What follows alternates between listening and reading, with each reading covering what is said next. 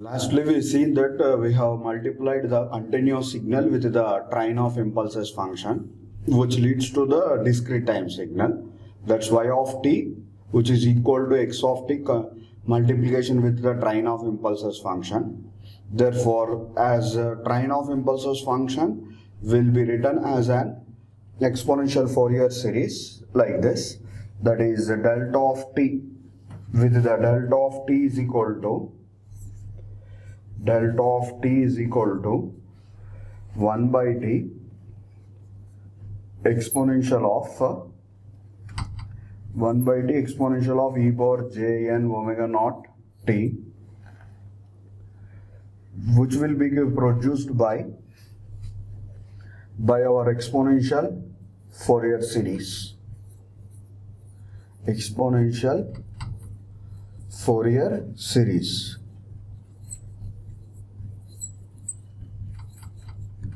Which is being produced by the exponential Fourier series. Then generally take this particular one as like this. Now taking the corresponding Fourier transform of the entire y of t signal. That's y of t will be equal to x of t into delta t of t. This is our equation. That's the multiplication of the continuous signal with the train of impulses will give our discrete time signal y of t. Now taking the Fourier transform of this entire signal, that's the Fourier transform of y of t is equal to, it is the Fourier transform of this entire thing, that is x of t delta t of t. Okay? Then substitute what is the corresponding delta t of t, that is from exponential Fourier series. From the exponential Fourier series, we'll substitute delta t of t as 1 by t into e power j n omega naught t. That's the Fourier transform of x of t into delta t of t is, it is being given as the 1 by t with the summation n varies from minus infinity to infinity. With the, here also we'll have summation from minus infinity to infinity e power j n omega naught t. Therefore this 1 by t can be kept it outside as it is a constant. Then the Fourier transform of x of t into e power j n omega naught t. To get the Fourier transform of this one, we need to use the frequency shifting property like this. That frequency shifting property, generally the x of t whose Fourier transform as x of omega, then multiply x of t into the e power j omega naught t. If we multiply an exponential to this particular one, then x of omega minus omega naught. X of omega minus omega naught will be produced. That's it is been shifted by the omega naught units in the frequency domain. Hence, multiply an exponential signal to the x of t. The same concept here also will be present. That x of t will be multiplied with the exponential. Therefore, in the frequency domain, it will be shifted by the some omega naught units. Here n omega naught is been present, therefore it will be shifted by the n omega naught units. That's 1 by t. That's Fourier transform of x of omega minus n omega naught. X of omega minus n omega naught. As the exponential is being shifted by the n omega naught units, therefore the spectrum will also be shifted by the same n omega naught units. This is our Fourier transform of y of t, which is nothing but our y of omega. This is the y of omega, where y of omega is the spectrum of the sample signal, where y of omega is, it is the spectrum of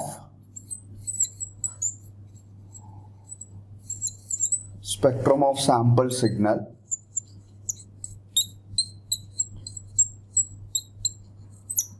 and x of omega is the spectrum of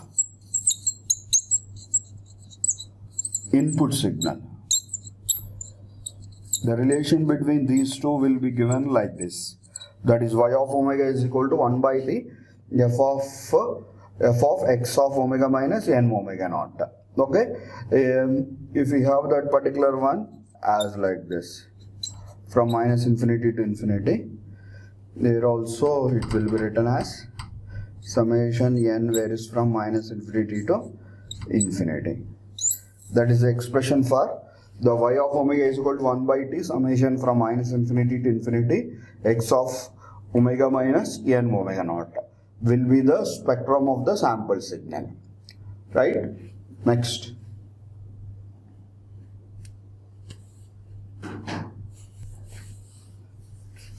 As we have seen the relation between the spectrum of the input signal and the spectrum of the output signal, as y of omega is equal to,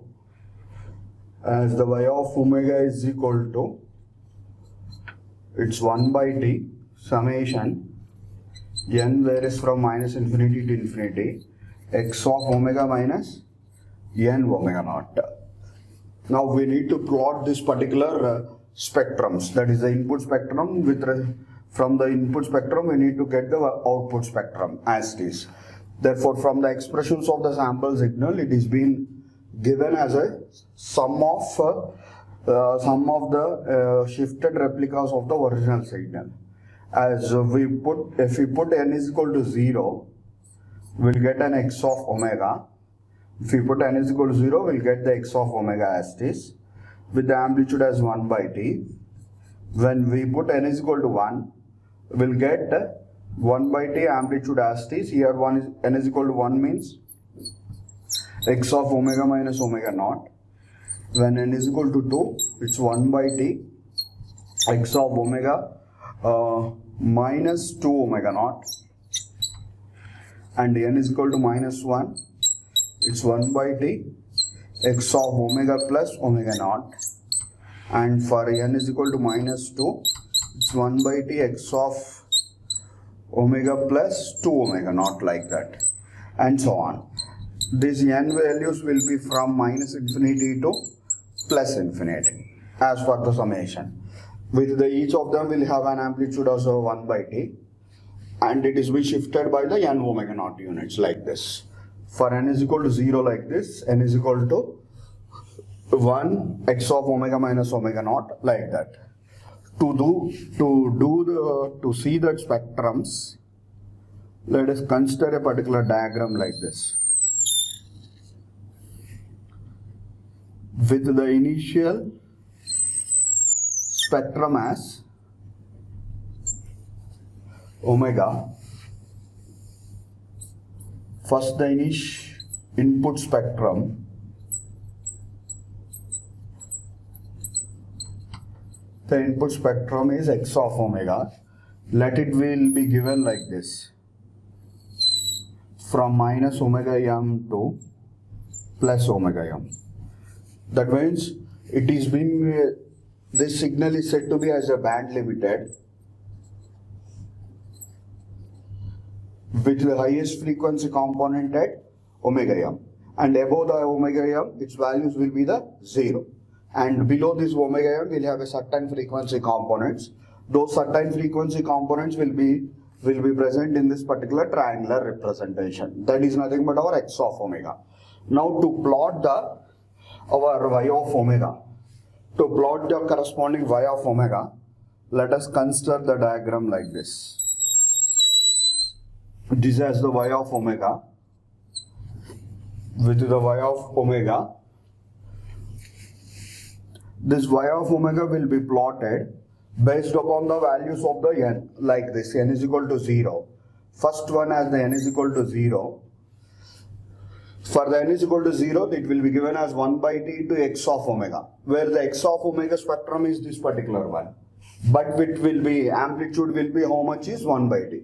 If we have, for example, the x of omega amplitude as 1, now for the n is equal to 0, the amplitude will become the 1 by t. That means the same spectrum will be present The same spectrum will be repeated at here.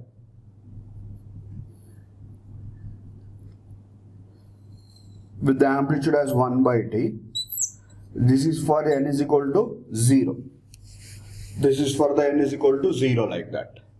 Next, for the n is equal to 1, if we take, the amplitude will be 1 by t and x of omega will be shifted by the omega naught units. That means omega x of omega will be shifted by the omega naught units. Therefore, the initial value will be the centered value, or the initial value will be at 0. Now it is being shifted to, the omega s units, like that, which is being given as, or omega s or omega naught, anything. Therefore, we'll have a spectrum like this. Here this one has omega s plus omega m. This has omega s minus omega m. Because initially if it is at 0, therefore it will be centered at omega s. And omega s plus omega m will be produced. Here minus omega m means this omega s minus omega m, like this. There is a certain gap between them, between these two. This is nothing but our guard band. Similarly, this is for the n is equal to 1. Similarly, in the negative section, for the n is equal to minus 1, if we take the n is equal to minus 1, the spectrum will be like this,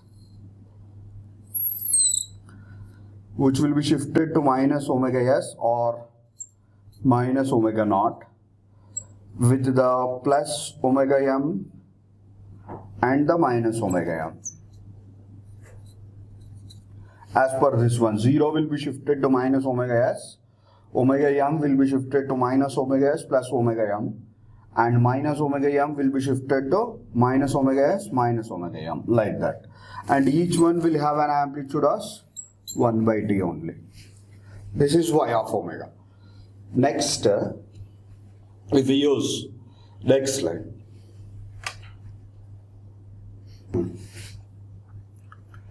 Here we have seen that we have drawn it 3 particular spectrums for n is equal to 0, n is equal to 1, and this is for n is equal to minus 1. If we draw this particular one like this,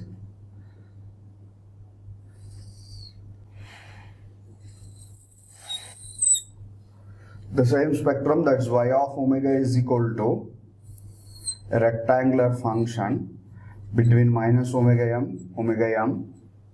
The next spectrum will be at here with the center as omega s and omega s plus omega m and omega s minus omega m. Next, another spectrum with the 2 omega s, then 2 omega s plus omega m, and this value as 2 omega s minus omega m, and this spectrum as like this, which is negative as minus omega s plus omega m, and minus omega s minus omega m. We will observe that these spectrums are not touch each other.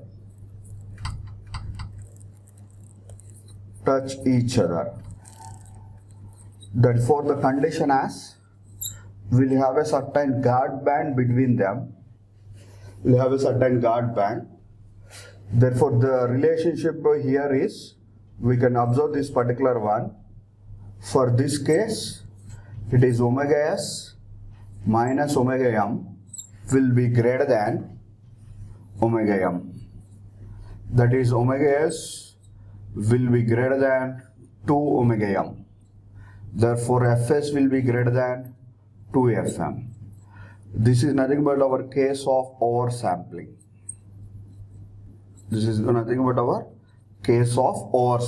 That is, fs greater than 2 fm. Next, similarly, we'll observe in that as there is a certain guard band is being present, therefore a non-linear filter is sufficient. It's a non-linear filter non-linear or non-linear ideal filter is sufficient for the reconstruction of this particular x of omega signal without any mingling of the other spectrums or without any overlapping of the spectrums. A non-ideal filter is sufficient for getting our x of omega. That means this is a low pass filter. Therefore, when we pass the y of omega through this low pass filter, then the x of omega will automatically will be produced as our output. That is the perfect reconstruction will takes place. Therefore, the perfect reconstruction will takes place. Perfect reconstruction will takes place. Okay, that is the first case. Next, the second case is that in the second case,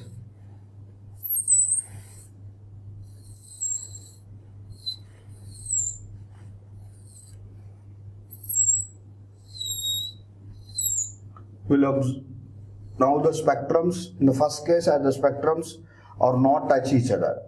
Now we'll take the case of where the spectrums will get touch each other. All the spectrums will get touch each other. Therefore, from the first spectrum for n is equal to 0, this end value is omega m and this end value is omega s minus omega m. Therefore, the condition here is omega s minus omega m will be equal to omega m. That's omega s will be equal to 2 omega m. That's fs will be equal to 2 fm. That's nothing but our critical sampling. It is being called as the critical sampling. Therefore, because of the spectrums touch each other, therefore a non-ideal filter is not sufficient for reconstruction of our x of omega, this particular spectrum. For that, what we need is we need a sharp cutoff frequency for cutting the exact this y of x of omega. That means for that we need an simple ideal low pass filter. Ideal low pass filter is to be required for cutting the exact x of omega with the sharp cutoff frequencies of fc. Therefore, ideal low pass filter must be needed for the reconstruction of the original x of omega for the case of the critical sampling. For the case of the oversampling, as the spectrums will not overlap or will not touch each other, there is a certain guard band is being present. Therefore, a non-ideal filter is sufficient for reconstruction of our x of omega. This is the second case. And the third case is that in the third case,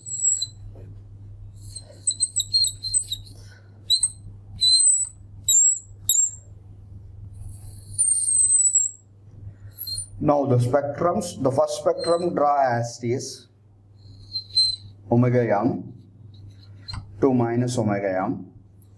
Now the other spectrums will overlap with the first spectrum like this. Will be said to be overlapped with the other spectrums. The spectrums, now it will be overlapped like this.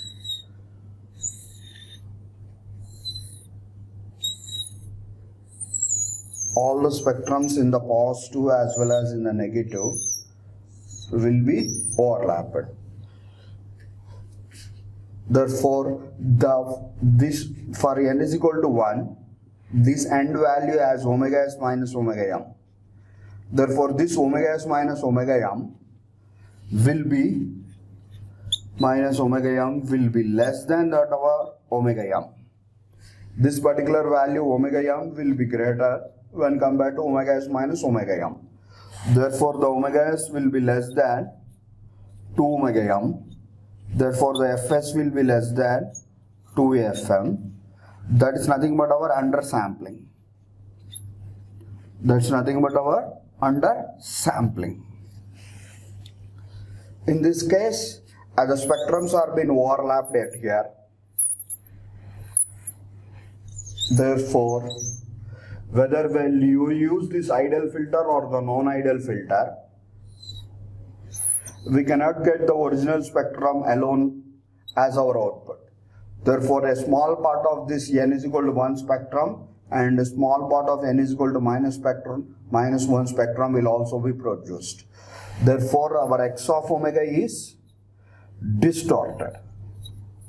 The x of omega is said to be distorted. This particular distortion is nothing but our called as aliasing. Will be called as the aliasing. That is for the three cases of sampling. That's when the spectrums does not touch each other. That is the case of omega s greater than 2 omega m. That's for the fs greater than 2 fm. That is nothing but our oversampling.